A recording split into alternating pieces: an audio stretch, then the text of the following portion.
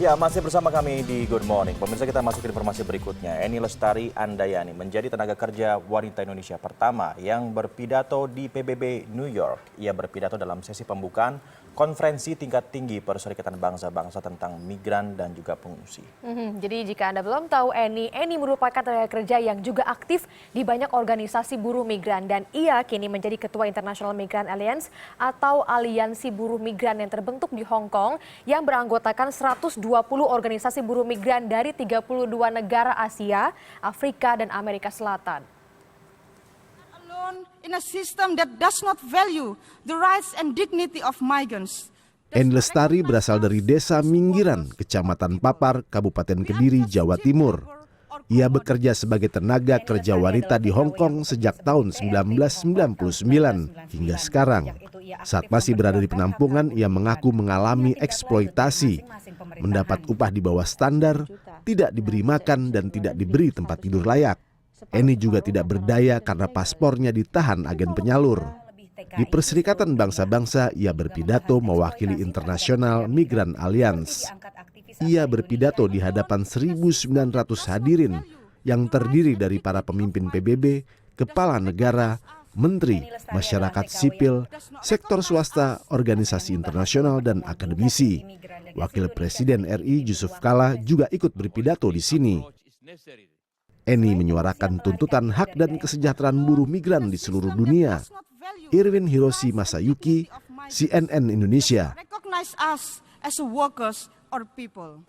Ya, akhirnya langsung banyak yang bertanya-tanya seperti apa kira-kira sosok dari Mbak Eni Lestari ini. Iya, kita juga semua begitu kan, begitu viral di media sosial, video-videonya juga ada beberapa cuplikan-cuplikan yang bisa disaksikan kan? Ya, karena luar biasa sekali ya bisa berbicara di depan sidang umum PBB, which is very huge. Betul. Ada ratusan pimpinan dunia yang ada di situ. Langsung saja kita terhubung dengan Mbak Eni langsung ya, yang sekarang masih berada di New York. Di Indonesia, selamat pagi nih. Good morning, Mbak Eni. Selamat pagi pemirsa dan selamat malam waktu New York. Wah, di New York malam ini ya. Betul, bagaimana saya yakin kabarnya nih Mbak Eni? Baik ya? Alhamdulillah sehat ya, perubahan cuaca aja sih jadi agak sedikit batuk-batuk. Mbak, ini loh Mbak, banyak yang penasaran dengan cerita Mbak Eni ini bisa sampai akhirnya berpidato di PBB. Itu kayak gimana Mbak ceritanya? Memang PBB membuka aplikasi di awal tahun ini. Jadi saya memang direkomendasikan oleh rekan kerja dari salah satu LSM Asia Pacific Mission for Migrants untuk mengajukan diri ya. Apalagi ini ngomong masalah migran yang jumlahnya itu 244 juta. Dan alhamdulillah saya tidak menyangka sebenarnya diterima karena tahun kemarin saat saya mengajukan untuk berbicara di opening session di summit yang masalah SDG itu, walaupun saya mendapatkan suara tertinggi dari selection committee, saya ditolak oleh Presiden of General Assembly. Nah, tahun ini saya sebenarnya cuma coba-coba aja dan semoga saja diterima. Tapi saya sebenarnya tidak berharap. Baru akhir Agustus kemarin saya dihubungi oleh staf khususnya PBB bahwa saya diterima untuk berbicara di opening session-nya. Mbak Eni, yang kita tahu bahwa Mbak Eni menjadi ketua Aliansi untuk Buruh Migran Internasional begitu karena pengalaman-pengalaman pernah dialami oleh Mbak Eni sendiri. Masih bekerja di Hong Kong berarti Mbak Eni? Iya, masih sekarang sampai sekarang masih bekerja di Hong Kong. Lalu kalau untuk pengalaman kerjanya bagaimana setelah menjadi ketua atau sebelum menjadi ketua?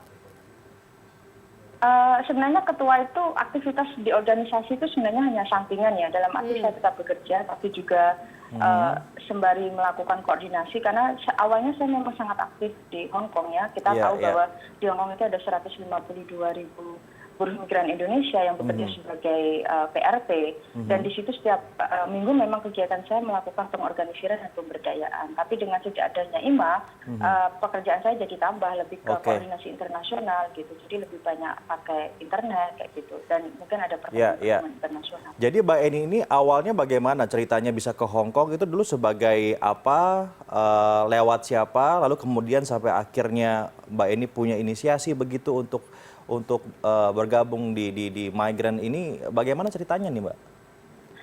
Iya, jadi dulu itu karena Krismon ya, kalau kita ingat kembali lagi 97-99 itu kan berat sekali dan keluarga saya kan keluarga miskin, walaupun pendidikan itu 60-an, tapi karena nggak ada kemampuan untuk sekolah lebih tinggi, jadi saya cuma lulus SMA dan habis itu berusaha mencari kerja di Indonesia dan sangat susah sekali. Terus akhirnya ada tawaran dari teman saya untuk bekerja ke Hong Kong, ya saya terima dengan harapan sebenarnya tidak lama-lama lah ya, mungkin segera pulang. Tapi setelah saya di luar negeri ternyata ceritanya tidak sebaik itu. Saya mengalami banyak eksploitasi, mulai tidak digaji, tidak dikasih libur, tidak boleh keluar ya, dan total tidak bisa punya komunikasi dengan siapapun.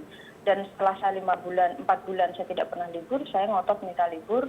Ketika itulah saya berusaha mencari pertolongan dan saya sudah mengadu ke agen untuk minta pertolongan, tapi agen selalu bilang kamu harus sabar, kamu harus sabar. Ini juga namanya masih training gitu. Dan waktu saya minta pertolongan itu saya baru tahu kalau hukum Hong Kong itu tidak justru menghormati ini ya, memberikan hak perburuan, punya libur setiap minggu, gajinya itu harus punya upah minimum, dan saya cuma dikasih 50% dari gaji minimum yang ada ketika itu. Dari situ saya tahu kalau saya ternyata ditipu. Sayangnya bukan hanya saya, masih banyak ratusan puluhan ribu teman-teman saya di Hong Kong juga mengalami itu.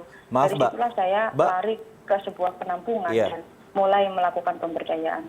Mbak Eni waktu lagi awal itu, maaf, saat itu bekerja sebagai apa Mbak Eni? Saya sebagai pekerja rumah tangga, sampai sekarang masih sama. Sampai sekarang masih begitu Mbak di Hong Kong ya? Iya.